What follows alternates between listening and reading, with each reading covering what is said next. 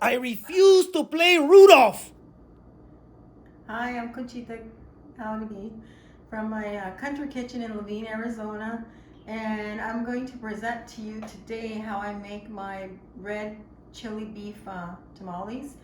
It's a holiday tradition in our family. It's been a hundred-year tradition. Um, my mother is the one that taught me how to make these, but my grandmother Beatriz from Clarkdale, Arizona, taught her how to make them, and that was 100 years ago. So what I do first for day one, I take it in two steps. I take day one and day two. This is my day one. I do my chili.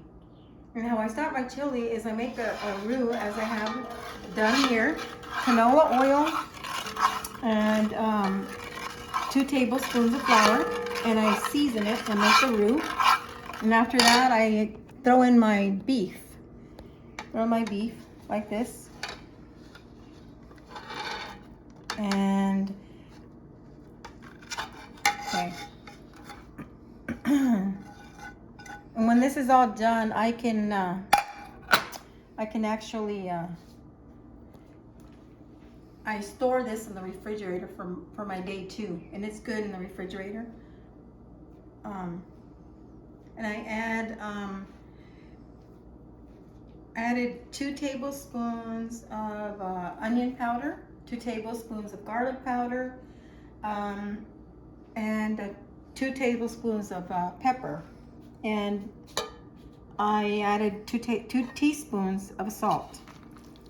And I'll stir it a little bit here, and then I will add a cup of beef broth from my beef, and then I add my red chili. And how I did this red chili, that's fine. I use the pods, these chili pods here, and what I do is I take the seeds out of them, and I go like this, and you have to, make sure you get as many seeds as you can. Sometimes you can't get all of them, but you can get as many as you can. Okay, and then you put them in your blender, blend them up until it becomes a sauce like this. You get a sauce. Really, really simple. You get a sauce like that.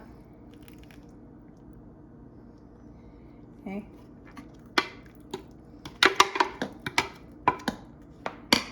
And then you just put them on your stove like this, and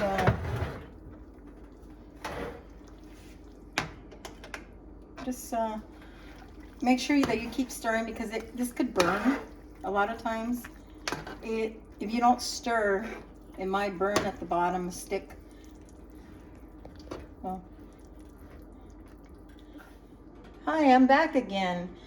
My beef is almost ready for the tamales. I've been cooking it for 15 minutes, and you can see it's ready. It's wonderful.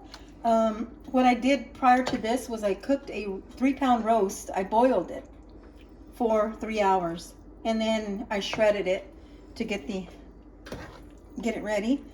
And this is the results here. Hi, here we are again. Conchita's Country Kitchen. Anyway, so she's baking the meat, boiling the meat and the chili.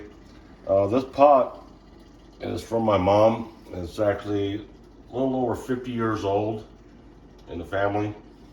And you can cook everything in this. Stews, roast, just about anything, because it's a really slow cooker, just the way the metal is. And I'm not sure where she got it from, but what I understood is she got it from Australia. That's as far as I know where it came from. But it is a good cooking pot. Hi, I'm Conchita Jaurigue from Conchita's Kitchen in Levine, Arizona. And this is day 2 for me for my tamales, my red chili beef tamales, the holiday tradition. What I do is I use I put in here 5 pounds of masa. And it's unprepared masa, not prepared. I don't like the prepared masa. So I use 2¼ pounds of the lard, manteca, you know. And then after that I work it in though. I work the broth in. It's a beef broth that I saved from my beef roast. I work it in. It's 2 cups, but I just kind of work it in. I put my salt, 3 tablespoons of salt. So I start working it in like this. And just keep going and make sure that you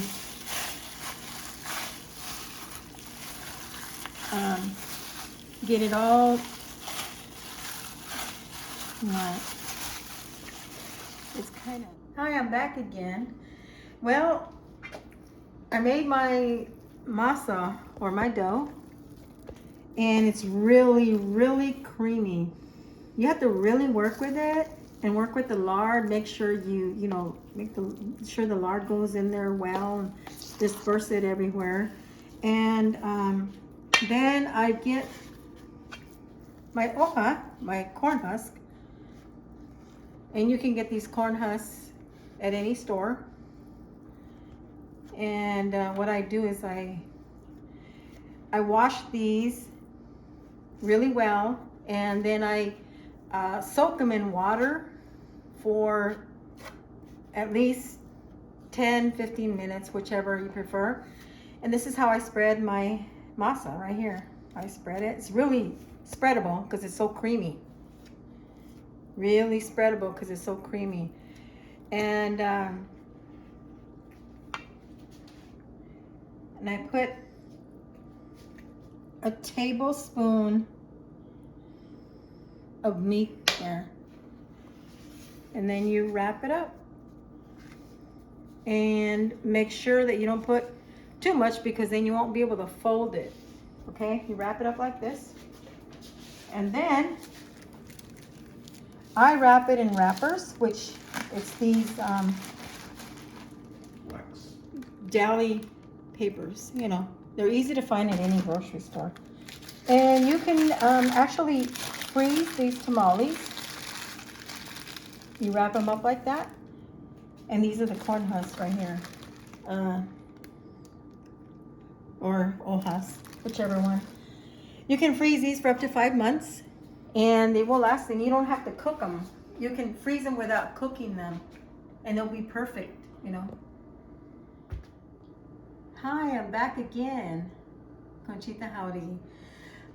Well, I steamed the tamales, a dozen, for an hour and a half.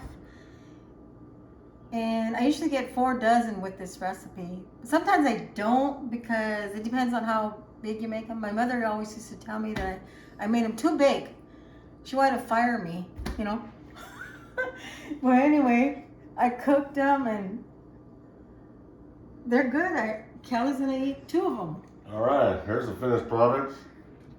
As you see, they're wrapped in wax papers. But you're gonna unfold. Be careful because they're hot. You gotta be really careful because you will burn your fingers. Mm-hmm. As you unwrap it, they should just slide right off the corn husk or hojas. Yeah, if they slide right off, that means they're perfect, creamy, you know, good. And just go like that. Wax paper there. Mm-hmm. It's corn husk.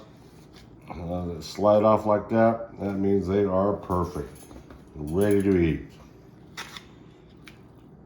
And they are going to be hot. So usually I cut them up in little sections like this. And you can see the steam coming off of it. And sometimes you don't have to get the really hot chili pods. You can get the mild, look at that. Really, that's the way it's supposed to look. You can get the mild. You can get the really hot ones, or you can get just the hot ones. Oh. But we always get the hot ones. These are the best tamales I've ever had. I've bought them from restaurants before. Restaurants put too much masa and no meat. and it doesn't have the same flavor as homemade ones.